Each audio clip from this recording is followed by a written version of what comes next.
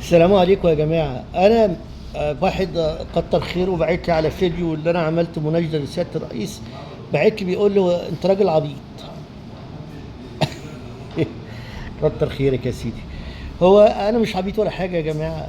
الواحد بيتعلم من الناس. أنا حضرتك اتفرجت، أنا هحكي لك قصة لو أنت هتسمعني، وقصة لكل الناس يعني. القصة إيه هي يا جماعة؟ بتحكي إن في الهند كان في شاب وكان طيار، وبعد كده اترفد من القوات الجوية، بس كان بيحب بلده في الهند. دي قصة حقيقية، أنا شفت الفيلم بتاعها قريب. الراجل ده يا جماعة حلم إن المواطنين في بلده الغلابة يركبوا الطيارة زمان يعني، مش دلوقتي. فقعد الفكرة، فخدها الرجل اللي كان مسيطر على الطيران في الوقت ده في الهند، رجل الأعمال ده رجع عمل فكرة جديدة. كان نفسه ان الشعب يبقى زي الغلابة والناس اللي طالع عين امها واللي جعانة واللي مش شايفة وبتاع. بقى فاضل بيفكر فيهم. راح وقابل الرئيس وكلم الرئيس، والرئيس حاول يساعده. كان ايام الرئيس عبد الكلام، الرئيس الهندي السابق الله يرحمه، كان عالم صواريخ. الفكرة كلها كانت بتعتمد على ايه؟ بتعتمد ان الطيارة كان بيجيب طيارات، بيحاول يجيب طيارة على قدها يعني، بس طبعا شغالة وكويسة واخدة كل درجات السلام. اتاخدت منه فكر في فكرة جديدة. الفكرة الجديدة كان عايز الطيارات الصغيرة بتاعت الشحن اللي بتشيل 20 30 واحد. وراح واتفق قال يا جماعة انا هخلي في يوم او يومين، او لا مش يوم ويومين، قال انا كده كده الطيارة بتطلع لما هعملها تطلع ب10 افراد ناقصين.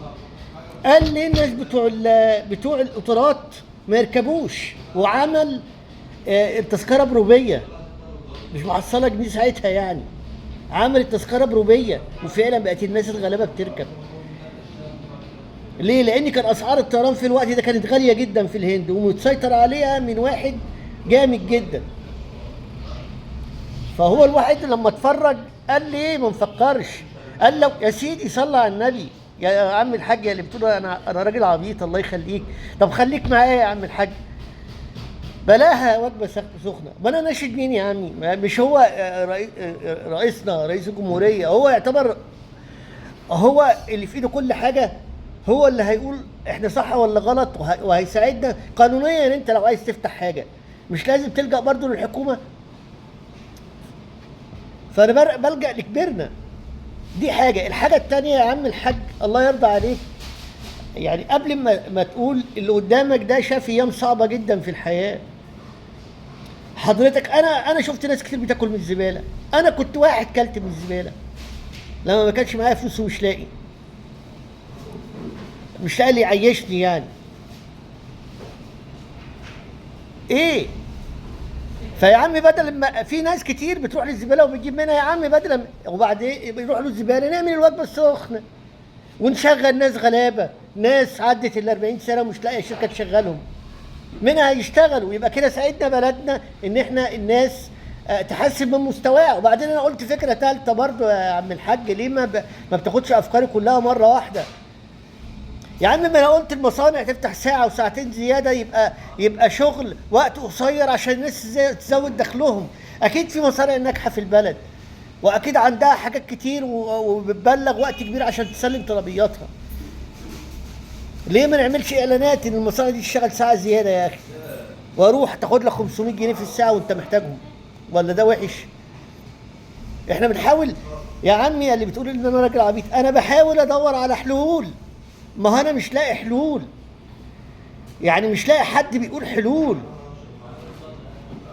يا كل الناس بتشتكي من الغلا ومن الحاجات، يا كل الاعلام بيقول كله تمام. فحضرتك لازم يخرج زي وزيك وزي اي حد يقول اي حد. حضرتك قول اي حل، انا بحاول اجيب اي حل.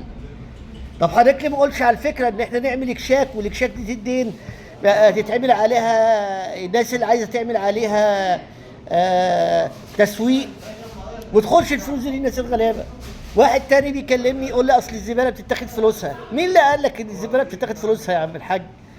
مين اللي قال لك؟ انت بترمي زبالتك فين؟ بتاكلها؟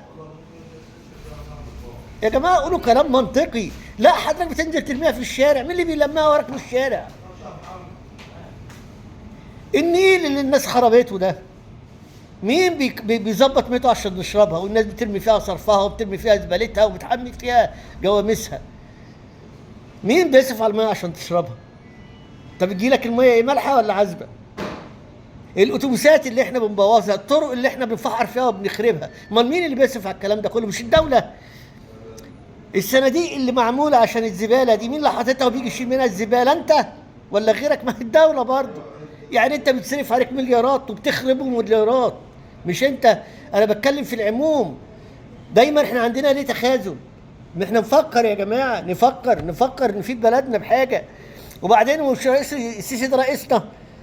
يا لازم نقف جنبه غصب عنك وغصب عن اي حد وغصب عننا نقف جنبه. ما هو لازم احنا شعب نحاول ننجح رئيسنا حتى لو مش على هواك يا عم الحاج، تقف في ظهره. ما تقعدش تحارب وتقعد تقطم من امنا وتقول ليه ومش ليه وانت بتتكلم ليه وانت بتعمل ايه. انا بحاول اقول فكره، انا عندي والله افكار كتيره، بس بقول فكره يمكن رجل اعمال ياخدها مني ابن حلال. ما هو انت فاكر الرساله ده توصل رئيس السيسي وهيعبرني؟ هو فضيلي يا عم الحاج؟ ده عنده مشاغل لاخر العمر. ايه يا عم؟ انا بناشد الرئيس، سمعها بالصدفه وحس ان انا راجل بتكلم بجد.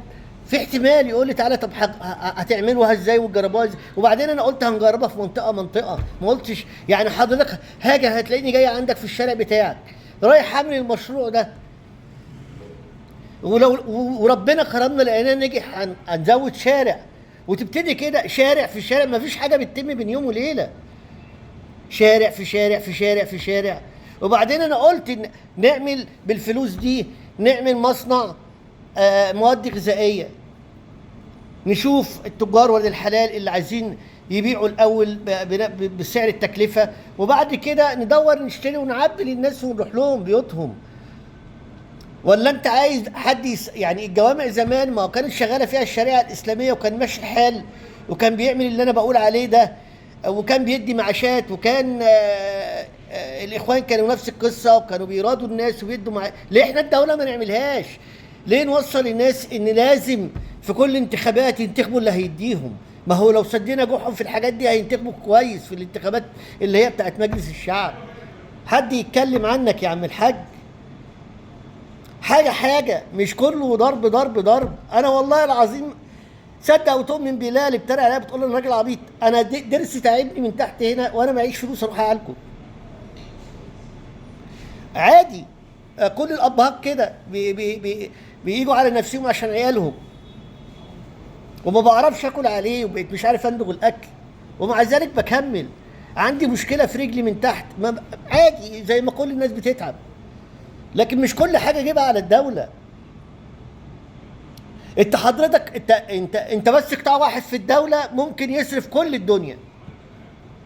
يعني القطاع العسكري، انت النهارده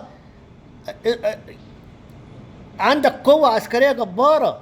منين؟ ما هو الاسلحه بمليارات يا عم الحاج، دولارات. هو انت النهارده ما بقاش فيه سيوله في بلدك بسبب الطرق؟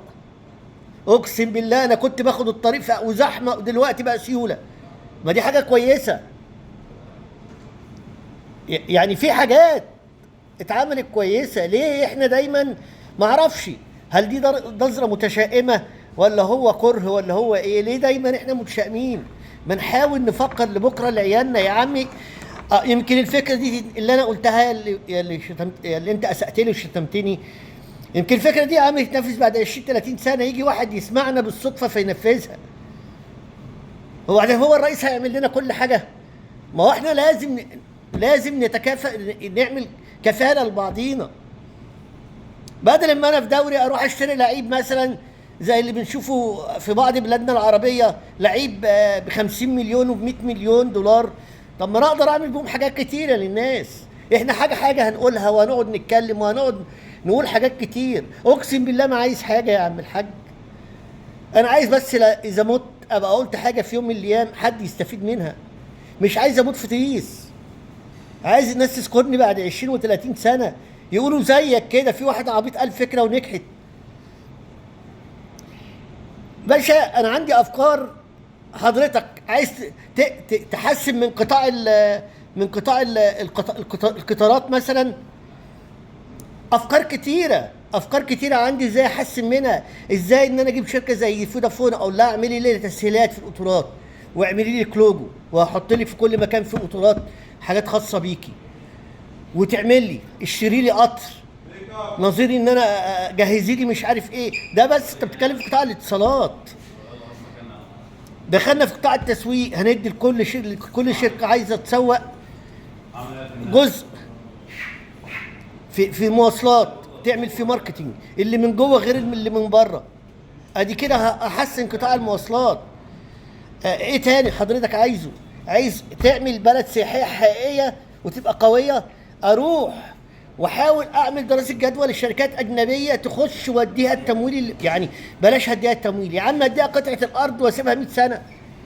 اقول لي اروح لديزني لاند، اقول لها يا ديزني لاند تعالي، يا ديزني لاند اديني تعالي اعملي مشروع وانا اوفر لك التسهيلات كلها، هتشغل لك 5000 واحد. روح لشركه تلفزيونات، تعالي انا مش عايز منك فلوس واوفر لك تسهيلات، واعمل لمده 25 سنه تسهيلات وما ناخدش منهم اي حاجه في 25. ما هيسيبوا الحاجه بعد كده وهيدفعوا بعد 25 وغيره. يعني انت عندك كم قطاع في مصر شغال يا سيدي؟ هروح لكل محل، احنا مستعدين انتوا تعملوا قدام محلكم بس نظيره كذا وهكذا، وكل حاجه هتبقى ببلاش وحلوه. بس انت حضرتك عارف انا مش عبيط، احنا دوله ضعيفه، احنا دوله معناش فلوس كتير، مش بمزاجنا. احنا اساسا عندنا مواطنين كتير متخاذلين، وانا قلتها قبل كده. الصين كانت مشحطه ومقحطه وبياكلوا اي حاجه ماشيه في الارض ولا طايره في السماء ولا في البحر، والى الان متعودين على اكلها، بقوا قوه عظمى. اليابان فيها مكانين اتساووا بالارض، بقت دوله عظمى عشان ما فيهاش سذج يا عم الحاج زينا، ما فيهاش ناس غلابه زينا. كل ما يجي واحد يقول كلمه لازم ياكل على قفاه. يا عم ده محمد صلاح انجح لعيب مصر، في ناس بتهاجمه. انت ليه بتهاجمه حضرتك؟ انت حد وصل للمرتبه العالميه دي قبل كده؟ وغيره. الله يخليك والنبي ما تشتمني، كفايه اللي في الواحد والله، كفايه اللي في الواحد. يعني انا ظروفي زيك بالظبط او اقل منك، وسايب المكان اللي انا عايش فيه طول عمري ورايح في مكان تاني بشتغل فيه وبنزل اجازات عشان خاطر اعرف اكل عيالي. انا عندي 3 بنات، نفسي ابتدي بتجهيز واحده. انا عايز اقول لك انا عليا فلوس فمش عارف اجهزها. يعني وده شيء طبيعي ان الناس تمر بظروف، هعمل ايه طيب؟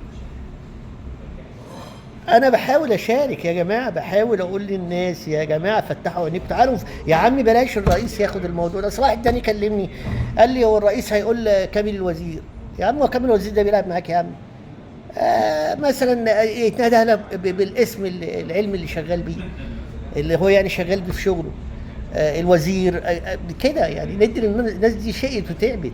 وبعدين هو ليه انت فاكر ان الحكومه او الرئيس محدش بيغلط؟ كل الناس بتغلط يا عم الحاج، بس ليه احنا لو شفنا اي غلطه بسيطه لازم نشنق فيها، او نلاقي غلطات لازم نقعد نولع في الدنيا؟